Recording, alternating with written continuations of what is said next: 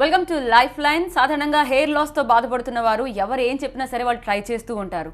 ఇంకా అవి కూడా లేనప్పుడు ట్రాన్స్ప్లాంట్ వైపు వెళ్తూ ఉంటారు. బట్ ఎక్కడ కరెక్ట్ అనేది తెలుసుకోవాల్సిన అవసరం ప్రతి ఒక్కరికి ఉంటుంది. So Radiance advanced transplant clinic నుంచి డాక్టర్ కృష్ణప్రియ ప్రస్తుతం టీవీ9 స్టూడియోలో ఉన్నారు. వీరితో మాట్లాడాలనుకునేవారు 66660337 or 338 నెంబర్స్కి కాల్ చేయండి. కృష్ణప్రియ గారు, ముందుగా ట్రాన్స్ప్లాంట్కి వెళ్లే ముందు అసలు ఇది కరెక్టా కాదా, లేకపోతే ఏమైనా మందులతో సరిపోతుందా అని వాళ్ళు అనుకుంటూ ఉంటారు. సో జుట్టు రాలడానికి లేకపోతే బట్టతల రావడానికి కారణాలు ఏంటి? యాక్చువల్గా అంటే మనకి హెయిర్ ఫాల్ అనేది రొటీన్గా ప్రతి ఒక్కరికి ఉంటుందండి రెగ్యులర్ లైఫ్ టైంలో. ఎందుకంటే హెయిర్ కూడా ఒక లైఫ్ సైకిల్ ఉంటుంది. ఎవ్రీ 2 to 6 yearsకి ఒకసారి మనకి స్కాల్ప్ హెయిర్ కూడా ఏంటంటే ఫాల్ అయిపోవడం, తిరిగి మళ్ళీ రీగ్రోత్ రావడం జరుగుతూ ఉంటుంది. ప్రొవైడెడ్ ఏంటంటే మనకు ఒక్కోసారి అగ్రవేటెడ్గా చూస్తాం హెయిర్ ఫాల్ అనేది. అది ప్రిసీడింగ్ మనకి ఏంటంటే ఒక 3-4 months బ్యాక్ ఏదైనా ఫీవర్స్ కానీ, సిక్నెస్ కానీ, ఏదైనా మెడికల్ ట్రీట్మెంట్స్ తీసుకోవడం కానీ, లేదు అంటే కనుక ఏదైనా క్రాష్ డైట్స్ కానీ, హార్మోనల్ డెఫిషియన్సీస్, విటమిన్ డెఫిషియన్సీస్ వల్ల కానీ, పొల్యూషన్స్ కానీ, ఎక్స్ట్రీమ్ స్ట్రెస్ వల్ల కానీ, లేదంటే సమ్ డెర్మటాలజికల్ కండిషన్స్ వల్ల కూడా ఏంటంటే ఒకసారి అగ్రవేటెడ్గా అబ్జర్వ్ చేస్తాం. అంటే అలా పోయిన ప్రతిసారి కూడా అన్నిటికీ మనకి బట్టతల్లోకి వెళ్తుందని గ్యారంటీ కాదు. జనరల్గా ఏంటంటే మనకి బట్టతలు వచ్చేదానికి ఏంటంటే మెయిన్ మనకి జెనెటిక్ ఎక్కువ ఉంటుంది. అంటే దీన్ని ఆండ్రోజెనెటిక్ ఎలిపేషియా అంటాం. సో ఏదైనా మెటర్నల్ కానీ పెటర్నల్గా కానీ ఎవరికైనా మనకు ఉన్నప్పుడు ఏంటంటే అది జీన్స్ పరంగా మనకు క్యారీ అవుతూ ఉంటుంది నెక్స్ట్ జనరేషన్స్కి. సో బట్టతలో ఉన్నప్పుడు అలా పోయే హెయిర్ ఏంటంటే ఎప్పుడు కూడా మనకి gradual step by step damage ద్వారా మనకి హెయిర్ బాగా వీక్ అయిపోయిన తర్వాత ఫైనల్గా మనకి బాల్నెస్ అనేది ఎస్టాబ్లిష్ అవుతుంది. యాజ్ ఇట్ ఈస్గా హెల్దీ హెయిర్ టక్మని పడిపోవడం అనేది జనరల్గా జరగదు మనకి. So it takes months or years ఆ బాల్నెస్ ఎస్టాబ్లిష్ అవ్వడానికి. సో సర్టెన్ ప్యాటర్న్లో అది డ్యామేజ్ అవుతూ గ్రాడ్యువల్గా పోతూ ఉంటుంది. కాకపోతే ఒకసారి ఏంటంటే హెయిర్ ఫాల్ చూసిన తర్వాత వాళ్ళు అంటే ఎక్కువగా రాలడం చూసిన తర్వాత అది ఆపడం అది అవుతుందా అండి? చాలా మంది అనుకుంటారు ఇంకా ఎంత ట్రై చేసినా వాళ్ళకి బాల్ హెడ్ వచ్చేస్తుంది అని డిసైడ్ అయిపోతూ ఉంటారు. డిపెండింగ్ అపాన్ ద కాజ్, మన కాజ్ని బట్టి మనం ట్రీట్ చేసుకోవడం వల్ల ఏంటంటే డెఫినెట్గా మనం రెస్టోర్ చేసుకోవచ్చు, స్టాప్ చేయొచ్చు, దాన్ని ప్రివెంట్ చేసుకోవచ్చు. ఒక్క జెనెటిక్గా రిలేట్ అయినప్పుడు ఏంటంటే మనకి పర్మనెంట్గా మెడికల్ ట్రీట్మెంట్ అనేది ఉండదు. బట్ కొంతకాలం సపోర్ట్ చేస్తుంది. ఉన్న స్టేజ్ని మనం ఎస్టాబ్లిష్ చేసుకోవడానికి, దాన్ని మెయింటైన్ చేసుకోవడానికి మటుకు డెఫినెట్గా మెడికల్ సపోర్ట్ బాగుంటుంది మనకి. ఓకే. అంటే మీరు ఫస్ట్ వచ్చిన వాళ్ళకి ముందు మీరు మెడిసిన్స్ ఇస్తారా? అయితే డిపెండింగ్ అదే సిచ్యువేషన్ కాజ్ ఎవాల్యుయేట్ చేసుకుని అప్పుడు దాన్ని బట్టి మనం ట్రీట్మెంట్కి వెళ్తాం. ఆల్రెడీ కంప్లీట్ ఎస్టాబ్లిష్డ్ బాల్నెస్ అంటే మనం చేయడానికి ఏమి ఉండదు. బట్ ఏంటంటే ఎందుకు అలా వచ్చింది అనేది మనం చూసుకున్న తర్వాత అప్పుడు మనం ట్రాన్స్ప్లాంట్ అనేది సజెస్ట్ చేస్తాం. అయితే పోస్ట్ ట్రాన్స్ప్లాంటేషన్ అంటే ఏంటండి, ఏం చేస్తారు మీరు మీ దగ్గరకు వచ్చిన తర్వాత వాళ్ళకి? ఫస్ట్ పోస్ట్ ట్రాన్స్ప్లాంట్ అంటే మనం యాక్చువల్గా ట్రాన్స్ప్లాంట్ చేసిన తర్వాత జాగ్రత్తలు వాళ్ళకి ఇలా జాగ్రత్తలు ఉండాలి, మళ్ళీ మెడిసిన్స్ ఎలా ఉంటాయి అంటారు? అదే యాక్చువల్గా అంటే మనకి ఫస్ట్ 1 month అంటే ఒక 3 to 4 weeks పడుతుంది మనకి ట్రాన్స్ప్లాంట్ అయిన రూట్స్ స్టెబిలైజ్ అవ్వడానికి. 3 to 4 weeks టైం పడుతుంది. కాబట్టి ఏంటంటే ఈ 3 to 4 weeks అనేది బేసిక్ కేర్ అడ్వైస్ చేస్తాం. అంటే రెగ్యులర్గా వాష్ చేసుకోవడం స్టెరైల్ వాటర్ తోటి. అలాగే బయటికి వెళ్ళినప్పుడు ఏంటంటే మనకి పొల్యూషన్ ఎక్కువ ఉంటుంది కాబట్టి కొంచెం డైరెక్ట్గా సన్లైట్ కానీ, డస్ట్, రెయిన్ వాటర్ ఎక్స్పోజ్ అవ్వకుండా కొద్దిగా క్యాప్ కానీ, వాష్ చేసిన హ్యాండ్కర్చీఫ్ మెయింటైన్ చేసుకోవడం. ఈ ఫస్ట్ 1 month ఏంటంటే హెవీ ఎక్సర్సైజ్లు, స్విమ్మింగ్లు, జిమ్ అలాంటివి అవాయిడ్ చేయమని చెప్తాం. డైట్ రెస్ట్రిక్షన్స్ కానీ వర్క్ రెస్ట్రిక్షన్స్ అయితే ఏముండవు. మనకి డే 1 నుంచి కూడా అన్ని నార్మల్గా చేసుకునేలాగానే ఉంటుంది. ఓకే, అట్లా అనమాట. ఇప్పుడు సాధారణంగా మహిళలు అనుకోండి, వాళ్ళు గర్భం తర్వాత వాళ్ళకి ఆ హార్మోన్లో వచ్చే చేంజెస్ వల్ల ఎక్కువ హెయిర్ ఫాల్ అవుతూ ఉంటుంది. వాళ్ళు కొంతమంది భయపడిపోతూ ఉంటారు. కానీ మహిళల్లో ఆ శాతం తక్కువ ఉంటుంది కదండి బాల్నెస్. అంటే యాక్చువల్గా డైరెక్ట్గా మనకి అబ్బాయిలాగా మేల్ ప్యాటర్న్ బాల్నెస్ లాగా లేడీస్లో రావడం అనేది చాలా తక్కువ ఛాన్సెస్ ఉంటాయి డైరెక్ట్లీ రిలేటెడ్. ఎందుకంటే వీళ్ళలో కొన్ని సపరేట్ హార్మోన్స్ అయ్యి ప్రొటెక్టివ్ హార్మోన్స్ ఉంటాయి, ఆరోమటేజ్ అని అలాంటివి. అందువల్ల వీళ్ళలో ఏంటంటే అబ్బాయిలాగా వచ్చినంత ఎక్కువ శాతం ఉండదు. కాకపోతే వీళ్ళకి ఏంటంటే డిఫ్యూజ్ థిన్నింగ్ ఉంటుంది.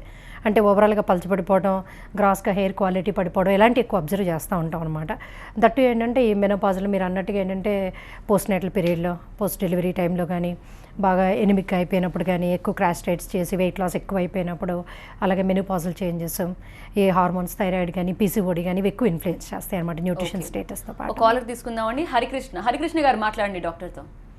మేడం నమస్తే. మేడం నమస్తే. హలో మేడం నమస్తే. నమస్తే అండి, చెప్పండి మేడం. మేము విజయవాడ నుంచి చేస్తున్నాము. చెప్పండి మేడం, నేను ఆల్రెడీ ఒకసారి హెయిర్ ట్రాన్స్ప్లాంటేషన్ చేయించుకున్నాను హైదరాబాద్లోనే. ఓకే అండి. సో ఏంటంటే అంతగా నాకు సక్సెస్ అవ్వలేదు, మీన్స్ సరిగ్గా ఇది అవ్వలేదు. ఓకే అండి. సో అగైన్ నేను ఇప్పుడు ఏదో కొత్త టెక్నాలజీ ఏదో వచ్చిందంటున్నారు కదా, SUI సంథింగ్. అదే అండి. అయితే ఆ టెక్నాలజీలో మళ్ళీ ఇంకొకసారి వెళ్దాం అనుకుంటున్నాను. యాక్చువల్గా ఏంటంటే ఆల్రెడీ ఇంతకు ముందు బ్యాక్ సైడ్ నుంచి స్ట్రిప్ తీసి ఫ్రంట్ ఇచ్చేసారు. అవునండి. కొద్దిగా డోనర్ హెయిర్ కూడా నాకు కొంచెం లైట్ గానే ఉంది. ఓకే అండి. సో ఇట్లా అంటే డైరెక్ట్ గా నా హెడ్ నుంచేనా లేకపోతే బాడీలో ఇంకేదైనా మన బాడీ మీద నుంచి కూడా ఈ ఫాలికల్స్ అవి తీయవచ్చా అంటారా?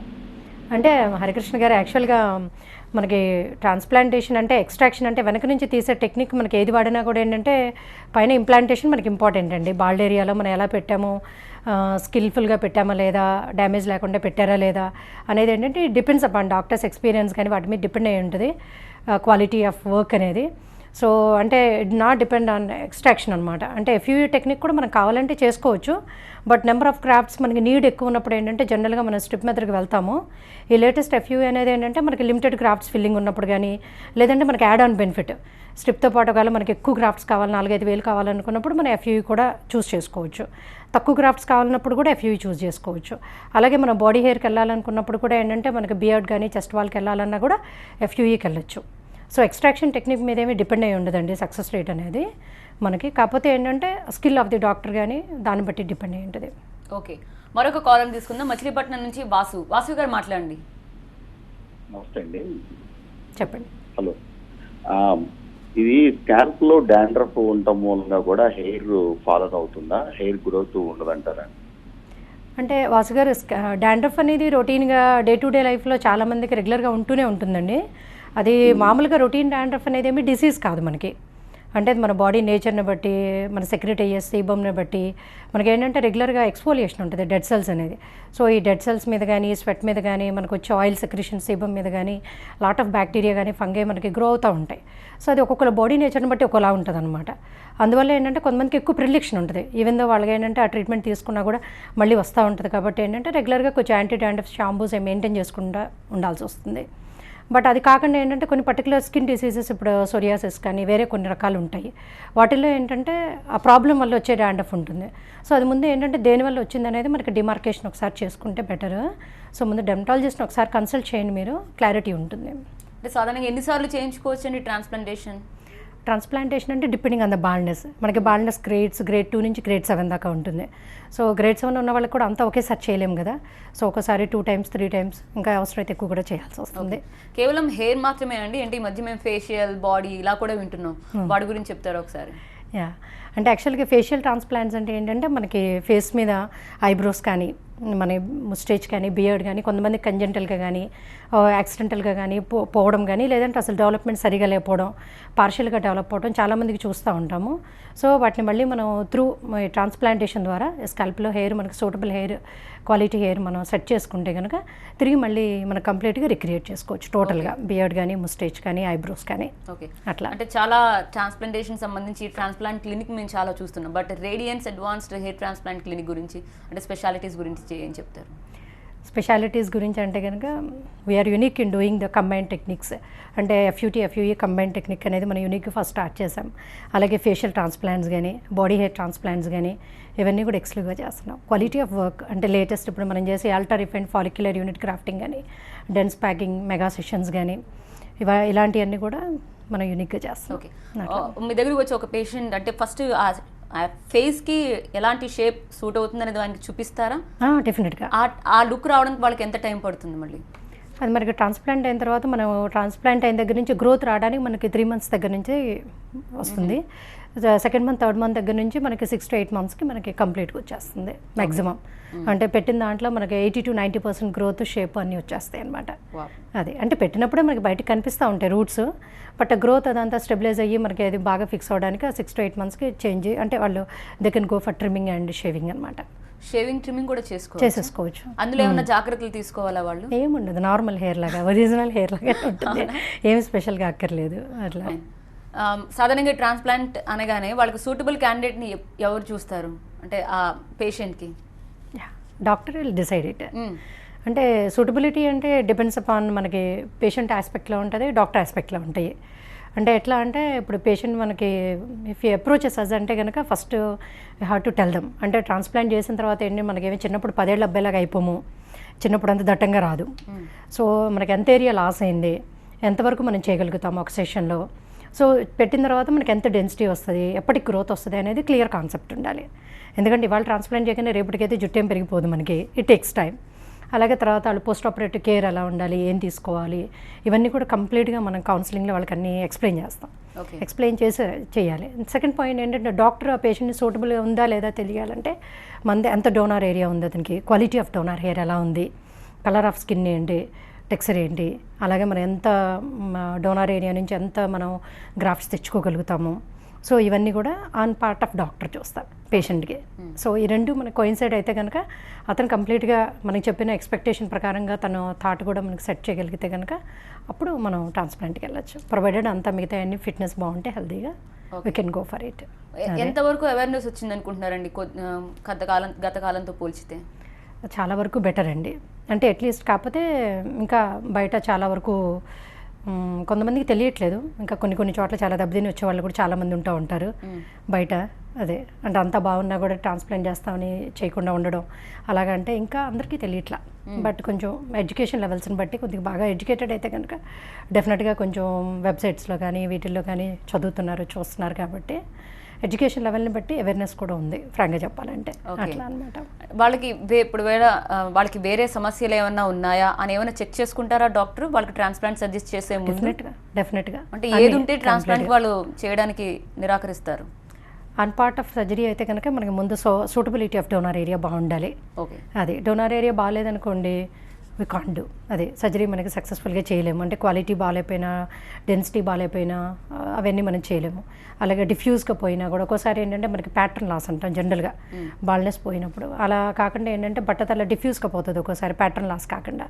అలా డిఫ్యూజ్గా తిన్నింగ్ ఉండి డోనార్ ఏరియా ఎఫెక్ట్ అయినప్పుడు కూడా we reject the case. On part of health issues అంటే ఏదైనా కంటేజియస్ డిసీజెస్ అట్లాంటివి ఉన్నప్పుడు జనరల్గా we won't take up the case అనమాట. ఓకే. అదే సో అందుకని రొటీన్ ఫిట్నెస్ అనేది మస్ట్ మనకి. అంటే ఒక పర్సనల్గా వాళ్ళు మీతో షేర్ చేసుకుంటూ ఉంటారు. అంటే కొంతమంది ప్రైవసీ కావాలంటారు, బహుశా మహిళలు కావచ్చు. అవన్నీ ఎలా ఉంటుందండి వాళ్ళతో? బికాజ్ మీరు కూడా క్లోజ్గా మూవ్ అవ్వాల్సిన అవసరం ఉంటుంది పేషెంట్ తోటి. Yes definitely. So many people will share. Okay. అంటే వాళ్ళ థాట్స్ కానీ వాళ్ళ ఆలోచనలు కానీ how they suffered due to the lack of that hair ఇవన్నీ కూడా వాళ్ళు చెప్తారు. చాలా బాధపడుతూ ఉంటారు ఎక్కువ. మీరు ఎక్కడెక్కడ ఉన్నాయండి Radiance advanced hair transplant clinic? నాకు ఇక్కడ హైదరాబాద్, విజయవాడ, రాజమండ్రి. ఓకే. ఏమైనా ప్లాన్స్ ఉన్నాయా? ఎవరైనా మీకు ఇంకా వేరే ప్లేస్లో కూడా పెడితే బాగుంటుంది మిమ్మల్ని ఎప్పుడైనా రిక్వెస్ట్ చేస్తున్నారు? అడుగుతూనే ఉంటారండి. ఓకే. అంటే అడ్వాన్స్డ్ అంటే ఏంటండి? మీరు ఏమైనా మిగతా వేరే దేశాలకు వెళ్ళి ఏమైనా అక్కడ ఉన్న అడ్వాన్స్డ్ క్లినిక్ ట్రీట్మెంట్కి సంబంధించింది ఏమైనా తెలుసుకోవడం? అవును, ఎగ్జాక్ట్లీ. సో అంటే ఈ యాక్చువల్గా ట్రాన్స్ప్లాంటేషన్ ట్రీట్మెంట్స్ అన్నీ కూడా ఏంటంటే మనకి అబ్రాడ్ నుంచి వచ్చినాయనండి, ఇక్కడైతే కాదు. So we went there, we learn there, we train there personally అనమాట. హ్యాండ్స్ ఆన్ ట్రైనింగ్ అన్నీ తీసుకుని అప్పుడు మనం అంతా మళ్ళీ ట్రైన్ చేసుకుని మనం అంతా స్టాఫ్ని దాన్ని అట్లా మనం ఎస్టాబ్లిష్ చేయడం జరిగింది. అలాగే ఇంటర్నేషనల్గా మనం ఏంటంటే మనకి క్వాలిఫైడ్ డాక్టర్స్ని కరెక్ట్గా చెప్పాలి అంటే ABHRS అని ఉంటుంది మనకి, అమెరికన్ బోర్డ్ సర్టిఫికేషన్ ఉంటుంది. అంటే ప్రజెంట్ మనకి హెయిర్ ట్రాన్స్ప్లాంటేషన్ అదే టాప్ మోస్ట్ అనమాట. ఓకే. సో అందులో కూడా క్వాలిఫై అయిన డాక్టర్స్. అట్లా ట్రాన్స్ప్లాంటేషన్ విధానం ఎలా ఉంటుందంటే వాళ్ళకి రూట్స్ ఎక్కడి నుంచి తీసుకుంటారు, ఎన్ని తీసుకోవాల్సిన అవసరం అప్పుడేమో ముందే క్యాలిక్యులేట్ చేసుకుంటారా? ఎలా ఉంటుందండి ప్రాసెస్? ఎలా ఉంటుంది? యాక్చువల్గా మనకి పేషెంట్ అప్రోచ్ అయినప్పుడు విల్ క్యాలిక్యులేట్ ఇట్. అంటే అసలు ఎంత డోనార్ ఏరియా లాస్ అయింది, ఎంత బాల్డ్ ఏరియా ఉంది. సో బాల్డ్ ఏరియాని బట్టి మనం క్యాలిక్యులేట్ చేసుకుంటాం ఎన్ని గ్రాఫ్ట్స్ లాస్ అయినాయి అనేది. అలాగే మనకి డోనార్ ఏరియా క్వాలిటీ ఎలా ఉందో చూస్తాం. సో జనరల్గా ఏంటంటే మనకి ఒక పర్ స్క్వేర్ సెంటీమీటర్ అప్రాక్సిమేట్గా ఏంటంటే ఎవరికైనా సరే 80 to 90 కానీ 90 to 100 కానీ గ్రాఫ్ట్స్ ఉంటాయి. అంటే మన రొటీన్ టెర్మినాలజీలో హెయిర్, ఫాలికల్, రూట్ అంటాం. కానీ ట్రాన్స్ప్లాంటేషన్కి వచ్చేసరికి ఏంటంటే మనకి ఇంటర్నేషనల్గా గ్రాఫ్టింగ్ అనేది అంటాం అనమాట. అదే క్వాలిఫైడ్ టెర్మినాలజీ. సో ఈ గ్రాఫ్ట్లో మనకి ఏంటంటే ఒక రూట్ దగ్గర నుంచి మనకి 4 to 5 రూట్స్ దాకా ఉంటాయి. సో అందుకని ఏంటంటే ఆ గ్రాఫ్ని ఒక యూనిట్ కింద మనం కన్సిడర్ చేస్తాం పెట్టేటప్పుడు కూడా. ఎందుకంటే ఒరిజినల్ న్యాచురల్ టోపోగ్రఫీ ఏంటంటే ప్రపంచంలో ఉన్న ప్రతి మనిషికి కూడా ఈ వెంట్రుకల డిస్ట్రిబ్యూషన్ అంతా గ్రాఫ్ట్స్ లాగా, యూనిట్స్ లాగా ఉంటుంది. ఒక్కొక్క వెంట్రుక విడివిడిగా ఉండదు, లేదంటే 10, 20 గుత్తులుగా ఉండవు మనకి. సో దాని ప్రకారంగా కంప్లీట్ న్యాచురల్గా ఒరిజినల్ టెక్స్చర్, టోపోగ్రఫీ ఎలా ఉంటుందో అలా మనం మైక్రోస్కోపిక్గా సపరేట్ చేసుకోవడం ఈ అడ్వాన్స్డ్ టెక్నాలజీ. దీన్నే మనం ultra refined follicular unit grafting అంటాం. అంటే ఎక్కువ మంది ఏంటంటే ఇప్పటిదాకా మనకి రీసెంట్గా కూడా ఏంటంటే నేకెడ్ అయితే ఎక్కువ చేసేవారు. దానివల్ల ఏంటంటే మనకి మినీ గ్రాఫ్ట్స్ అని గుత్తులుగా పెట్టేవారు. అందువల్ల ఏంటంటే మనకి డిటెక్టబిలిటీ ఎక్కువ ఉండేది. గ్రోత్ వచ్చినా కూడా ఇన్స్పైట్ ఆఫ్ గ్రోత్ కూడా ఏంటంటే మనకి చూడగానే ఎదురు తెలిసిపోతూ ఉంటుంది. అది కొంచెం హార్డ్గా ఒక గుంటలో నుంచి గుర్తు వచ్చినట్టుగా కానీ, ఎక్కువ గ్యాప్స్గా ఉండటం, స్కిన్ అంతా బాగా హార్డ్ అయిపోవడం అలా తెలుస్తూ ఉంటుంది. ఈ అల్ట్రా రిఫైన్డ్ గ్రాఫ్టింగ్ వల్ల ఏంటంటే మనకి అల్టిమేట్ యూనిట్ దాకా మనం డిసెక్ట్ చేసుకుంటాం కాబట్టి ఏంటంటే మనం ఇంప్లాంట్ చేసినప్పుడు కూడా ఏంటంటే we won't cut the skin అనమాట. సో మైక్రో హోల్స్ ద్వారా పెడతాం కాబట్టి ఏంటంటే అసలు స్కారింగ్ అనేది చాలా మినిమైజ్డ్, ఆల్మోస్ట్ నథింగ్. అందువల్ల ఏంటంటే స్కిన్ టెక్స్చర్ నార్మల్గా ఉంటుంది ట్రాన్స్ప్లాంట్ అయిన తర్వాత కూడా. ఓకే, అందువల్ల డిటెక్టబిలిటీ ఉండదు. ప్లస్ ఏంటంటే మనం క్లోజ్గా పెట్టగలుగుతాం. అంటే ఈ స్క్వేర్ సెంటీమీటర్లు 80 to 90 దగ్గర మాక్సిమం మనం ఏంటంటే 40 to 45 లేదంటే 35 to 45 అలా ఇస్తూ ఉంటాం. ఎందుకంటే ఎప్పుడు మనకి డోనార్ ఏరియా లిమిటెడ్గానే ఉంటుంది సోర్స్ అనేది. బట్ బాల్నెస్ ఎప్పుడు డైనమిక్ ఫినామిననే. దట్టు ఎంగేజ్లో స్టార్ట్ అయిందంటే ఇంకా ర్యాపిడ్గా ప్రోగ్రెస్ అవుతుంది. సో అందువల్ల ఏంటంటే మనం గార్డెడ్గా వెళ్తాం. అంటే అట్ ద సేమ్ టైం మనం రెండు చూసుకుంటాం. ఎక్కువ ఏరియా కవర్ అవ్వాలి and at the same time కాస్మెటిక్గా వాళ్ళకి లుక్ రావాలి.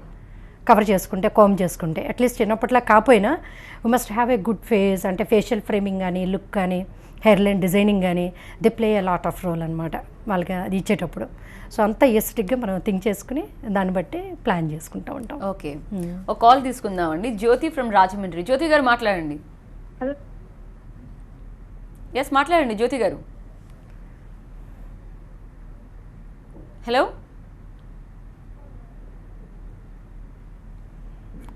రైట్. ఇప్పుడు ఒక ప్లేస్ నుంచి ఫర్ ఎగ్జాంపుల్ వీళ్ళకి ఇక్కడ రూట్స్ వేయాలంటే వేరే దగ్గర నుంచి తీసుకుంటారు కదా, అక్కడ గ్యాప్ రాదండి? రాదండి. ఎలా అంటే మనం చిన్న స్ట్రిప్ లాగా తీస్తాం. అంటే యాక్చువల్గా 2 టెక్నిక్స్ ఉంటాయి. ఇందాక వాళ్ళు అడిగారు కదా, అందులో ఎక్స్ట్రాక్షన్లో ఏంటంటే ఒకటి స్ట్రిప్ టెక్నిక్ అని చేస్తాం. అంటే ఒకే చోట నుంచి చిన్న లైన్ లాగా తీసి అంటే క్లోజ్ చేసేస్తాం. సపోజ్ ఏదైనా ఇంజరీ ఉంది, మనం తీసేసిన తర్వాత క్లోజ్ చేస్తాం కదా, దెబ్బ తగిలింది పడిపోయారు, వీళ్ళు సూచరేట్ అక్కడ గ్యాప్ ఏమి ఉండదు కదా, but scar will be there, thin line ఉంటుంది అంతే, అంతకుమించి ఇంకేం ఉండదు. సో ఎఫ్యూఏ టెక్నిక్లో ఏంటంటే ఇండివిజువల్ పంచెస్ తోటి ఒక్కొక్కటి మనం ఎక్స్ట్రాక్ట్ చేస్తాం. సో తీసిన దగ్గర కూడా ఏంటంటే మనకి చిన్న పిన్ హెడ్ స్కార్ అనేది ఉంటుంది. కాకపోతే డిఫ్యూజ్గా తీస్తాం కాబట్టి ఏంటంటే క్లియర్గా మనకేం తెలియదు. ఎప్పుడన్నా టోటల్ ట్రిమ్మింగ్ వెళ్ళినప్పుడు మనకి ఏంటంటే ఆ థిన్నింగ్ అనేది తెలుస్తుంది అనమాట. ఓకే, అట్లా. ఎస్, వైజాగ్ నుంచి ఉన్నారు కుమార్ గారు, మాట్లాడండి. హలో, చెప్పండి. హలో మేడం, చెప్పండి కుమార్ గారు. ఇప్పుడు నేను 45 years వెళ్ళినది. ఓకే అండి. నాది 45 years ఏజ్ అనమాట, 45 సంవత్సరాలు. ఓకే అండి. ఇప్పుడు బాడీ రుచి చేస్తుందండి, రైట్ ఇంకా కొద్దిగా ఉంది. అది ఇప్పుడు మరి ట్రాన్స్పోర్టేషన్కి వెళ్దాం అనుకుంటాను, ఇది ఎంతవరకు మనకి పర్లేదంటారు? అంటే ఒకసారి చూపించుకోవాల్సి వస్తుంది కుమార్ గారు డైరెక్ట్గా. అంటే హెయిర్ క్వాలిటీ కానీ ఇవన్నీ కొద్దిగా పర్సనల్గా ఎగ్జామ్ చేస్తే కానీ మీకు క్లియర్గా చెప్పడానికి ఉండదు. మీరు విజయవాడలో ఉందండి నేను ఆఫీసు? ఉందండి. అయితే అంటే ఒకసారి మీరు టెస్ట్ చేస్తారని చెప్తారా? అది ఒకసారి కాంటాక్ట్ నెంబర్స్ ఉన్నాయి కదండి, ఒకసారి ఫోన్ చేస్తే మీకు రోల్ అవుతుందండి, కింద కనిపిస్తోంది. మీకు నెంబర్ కావాలంటే ఆ నెంబర్ తీసుకోవచ్చు, డైరెక్ట్గా కాల్ చేయొచ్చు వాళ్ళకి. ఎందుకంటే వాళ్ళు చెప్తున్న డెన్సిటీ అవన్నీ చూసుకోవాలి కదండి, మొత్తం చూసుకోవాలండి, పర్సనల్గా చూడాలి ఒకసారి. మనం చూస్తేనే బాగుంటుంది, మనం ఎక్స్ప్లెయిన్ చేయాలి కదా వాళ్ళకి కూడా. ఎస్, ఇంతకుముందు మీరు చెప్తున్నారా ప్లేస్ మేము మొత్తం అంతా కనిపించకుండా చేస్తారని. అవును. అది వాళ్ళకి నెక్స్ట్ టైం ఎప్పుడన్నా ప్రాబ్లం వస్తుందా అండి? వాళ్ళు ఎక్కువ హార్డ్గా ఉంటే కనుక వాళ్ళకి ఏమన్నా నథింగ్ ఏముండదు లైఫ్ టైంలో, దానివల్ల అయితే ఏముండదు ఎక్సెప్ట్ కాస్మెటిక్గా థిన్ లైన్. ఏదైతే ట్రాన్స్ప్లాంట్ అయ్యిందో ఆ హెయిర్ కూడా ఫాలో అవుతూ ఉంటుందా? మరి హెయిర్కి లైఫ్ సైకిల్ ఉంటుంది కదా, అది న్యాచురల్ హెయిర్గా, ప్లాస్టిక్ హెయిర్ ఏం కాదు కదా. సో స్కాల్ప్లో హెయిర్ ఏంటంటే ఎవ్రీ 2 to 6 yearsకి షఫల్ అవుతూ ఉంటుంది. అంటే ఊడిపోవడం, మళ్ళీ కొద్దిగా గ్యాప్ తీసుకున్న తర్వాత మళ్ళీ అగైన్ రీగ్రోత్ వస్తూ ఉంటుంది. సో అది మస్ట్. అందుకని ఇది కూడా సైక్లికల్గా షెడ్డింగ్ ఉంటుంది. విత్తనాల నుంచి అది రావడం సైక్లికల్ మళ్ళీ వచ్చేస్తుంది. అయితే ఇంకా ఆకులు రాలిపోయి కొత్త. ఓకే, సో చాలా వరకు వాళ్ళకి భరోసా ఇచ్చినట్టు ఉంటుంది. చాలా మంది మొహమాట పడుతూ ఉంటారు నలుగురిలో తిరగడానికి కూడా. చాలా షై. సో ఈ ట్రాన్స్ప్లాంట్ వల్ల వాళ్ళకి కొంత విసులుబాటు వచ్చినట్టు. Okay, I feel very happy రియల్గా. ఓకే, ఇంకా ఎలాంటి మార్పు వస్తే బాగుండు అనుకుంటున్నారండి? బికాస్ మీరు అప్పటి నుంచో చూస్తున్నారు కాబట్టి, అడ్వాన్స్ క్లినిక్ ట్రీట్మెంట్ కూడా మీరు చూస్తున్నారు కాబట్టి ఎలాంటి మార్పు వస్తే బాగుండని మీరు ఎక్స్పెక్ట్ చేస్తున్నారు? ఇంకా ఫ్యూచర్లో అంటే అసలు కంప్లీట్గా డోనర్ ఏరియా లేని వాళ్ళు కూడా అసలు అది కూడా చేయించుకోలేని వాళ్ళు కూడా చాలామంది డిసప్పాయింటెడ్ అయ్యి వెళ్తూ ఉంటారు. సో ఏంటంటే ఈవెన్ మన ఫ్యూచర్లో ఎలా రావాలంటే ఆ సెల్ మల్టిప్లికేషన్ క్లోనింగ్ లాంటిది వస్తే కనుక ఒక సెల్లో నుంచి ఒక 1,00,000 వెంట్రుకలు పుట్టించేలాగా వచ్చేస్తే కనుక అప్పుడు చక్కగా అందరికీ ఫుల్ హెయిర్ ఇవ్వగలుగుతాం అనమాట. అది అంటే జెనెటిక్ ఇంజనీరింగ్ అవన్నీ బాగా అడ్వాన్స్ టెక్నాలజీస్ రావాలి మనకి, వస్తే అప్పుడు ఇంకా బాగా డెన్సిటీగా ఫుల్గా ఇచ్చేయడానికి కుదురుతుంది. ఎలాంటి రీసెర్చ్ జరుగుతుందండి వీటి మీద? జరుగుతున్నాయండి, అంటే ఇంకా క్లినికల్ phase 2 ట్రయల్స్లో ఉన్నాయి. అంటే ర్యాట్స్ మీద వాటి మీద జరిగింది కానీ ఇంకా హ్యూమన్ మీద సక్సెస్ అవ్వాల. ఎందుకంటే ఇది మనకి 2 టిష్యూస్లో నుంచి డెవలప్ అవుతుంది హెయిర్ అనేది. అందువల్ల ఏంటంటే కొంచెం ప్రాక్టికల్గా క్లినికల్ లెవెల్లోకి వచ్చేసరికి ఏంటంటే సక్సెస్ రేట్ కొంచెం డిలేడ్గా ఉంది, బట్ జరుగుతున్నాయి. సో ఏం చెప్దాం అనుకుంటున్నారు అంటే వాళ్ళు హెయిర్ ఫాల్కి సంబంధించి అంటే ఫస్ట్ ట్రాన్స్ప్లాంట్ ముందే కొన్ని మీరు అన్నారు, ఒక మాట మెన్షన్ చేశారు, డైట్ పరంగా కూడా కొంత హెయిర్ ఫాల్ ఉంటుందని. చాలా మంది ఫాలో అవుతూ ఉంటారు డైట్. అంటే ఏది తీసుకోకపోవడం వల్ల హెయిర్ ఫాల్ అయిపోతుంది అనుకుంటున్నారు? యాక్చువల్గా ఏంటంటే టైమ్లీ డైట్ ఒకటి, బ్యాలెన్స్డ్ డైట్ అంటాం. అంటే ప్రోటీన్స్ అయితే తగ్గకుండా చూసుకోవాలి. అంటే క్రాష్ డైట్స్ చేస్తా కొంతమంది ఏంటంటే ఒకే టైప్ ఆఫ్ ఫుడ్ తినడం కానీ కొన్ని కంప్లీట్గా అవాయిడ్ చేయడం చేస్తూ ఉంటారు. జనరల్గా హెయిర్ కూడా ప్రోటీనే కాబట్టి ఏంటంటే ప్రోటీన్ అనేది ఎప్పుడు డెఫిషియన్సీ రాకుండా చూసుకోవాలి. అది అట్లా అన్ని రకాలుగా కలిసేలాగా ఉండాలి. ఒకే టైప్ ఆఫ్ ఫుడ్ తీసుకోవడం డెఫినెట్గా ప్రాబ్లం అవుతుంది. అలాగే ఏంటంటే మనకి కొన్ని విటమిన్స్ డెఫిషియన్సీస్ కూడా ఏంటంటే కొన్ని యానిమల్ సోర్సే ఉంటాయి విటమిన్స్. ఆ యానిమల్ సోర్స్ లేకుండా వెళ్ళినప్పుడు ఏంటంటే సప్లిమెంటరీ అన్న తీసుకోవాలి వాళ్ళు. ప్యూర్ వెజిటేరియన్స్ ఉన్నప్పుడు ఏంటంటే ఒకసారి మనకి B12 విటమిన్స్ ఐ డెఫిషియన్సీ వస్తుంది. అలాంటప్పుడు కూడా ఏంటంటే రీసెంట్గా ఎక్కువ మందికి హెయిర్ లాస్ చూస్తూ ఉంటున్నాం. సో ఏంటంటే వాళ్ళు అలాంటప్పుడు కొంచెం అవి చూసుకుని రెక్టిఫై చేసుకుని ఓరల్ సప్లిమెంట్స్ తీసుకుంటే బాగుంటుంది. ఈ మధ్య రీసెంట్గా వైటమిన్ D కానీ B12 కానీ అలాగే థైరాయిడ్ ప్రాబ్లమ్స్ కానీ ఇవన్నీ ఏంటంటే కొంచెం ఎక్కువ చూస్తున్నాం ఇప్పుడు యూత్లో. ఎందుకంటే ఫుడ్ పరంగా కూడా ఏంటంటే ఎక్కువ మంది ఏంటంటే హోమ్ ఫుడ్ కంటే కూడా అవుట్ సైడ్ ఫుడ్ మీద డిపెండ్ అవడం, irregular diet habits, processed foods కానీ తర్వాత ఫాస్ట్ ఫుడ్స్ కానీ ఎక్కువ వాటితోటే అయిపోతుంది. సో దానివల్ల కూడా వే ఆఫ్ కుకింగ్ తేడా వచ్చేసరికి ఏంటంటే ప్రాపర్గా వెళ్ళట్లేదు, విటమిన్స్ అవన్నీ కూడా సప్లిమెంటేషన్ కూడా వెళ్ళట్లేదు కాబట్టి తేడాలు వస్తూ ఉంటాయి. Anyway thank you so much కృష్ణబి గారు, చాలా విషయాలు మాట్లాడారు. సో ఇది ఇవాల్టి లైఫ్ లైన్. చూస్తూనే ఉండండి TV9.